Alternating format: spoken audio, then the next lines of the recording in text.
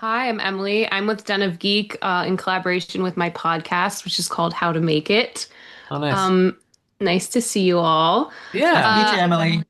I know we have a very limited amount of time, but I just wanted to start off by saying, as someone who suffers from complex PTSD, I really loved the portrayal of the panic Mm, attacks that good. Simu's character has. I feel like in TV shows, it's usually like someone's like running around and it's blurry and like Yeah. they don't incorporate like faces looking different and suddenly being somewhere else. So I really Hmm. liked that. That's Um, cool.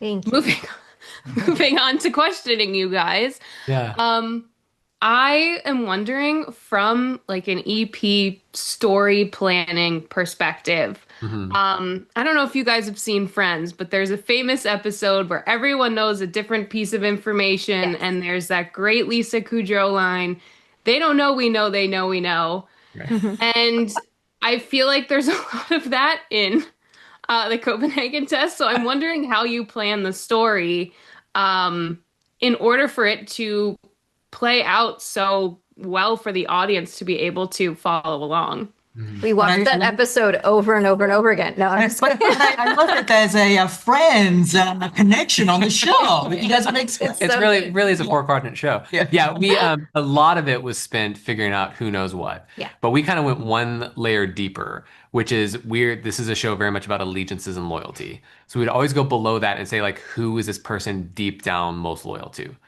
Where is their Mm. allegiance? And when we knew that, that could kind of help us navigate through the waters of necessarily what they might know or might not know in any given scene because they had this thing that was driving them. And it was so interesting to talk about Simu's character, Alexander, who had a deepest loyalty possible to his conscience, which kind of makes him unique in this genre and in this world. And what we were watching is what happens when someone whose loyalty is driven mostly by their sense of right and wrong and not by their sense of what flag they're waving. And you put them at the core of something that defines whether or not our nation is going to stay secure. And that was kind of the conflict we wanted to look at. We also wanted to play with the idea that the audience was part of figuring out or solving the Yeah. puzzle box with him or alongside Alexander. And so there were times that, they were ahead of him. There were times that they were behind him in figuring out information, but most of the time they were with him. And that was why when we would look at scenes and give only part of the information, and then we would see him deal with being, backed into a corner, and then you see the other half of the scene and you realize, oh, there are these people who are using him or manipulating him or actually helping him. It was, if you would have learned that before, then you have, too much information. You're not with him when he's figuring it out, and it takes you out of that espionage feeling of not knowing who to trust, who's telling you the truth and who isn't. Um, James, as a massive fan of yours to the point where I can't believe this conversation is happening, I'm wondering which of your previous characters you would like to see in like a Truman Show type scenario. Oh, wow, that's a good question. Annabelle. Yeah, Joe, I don't know.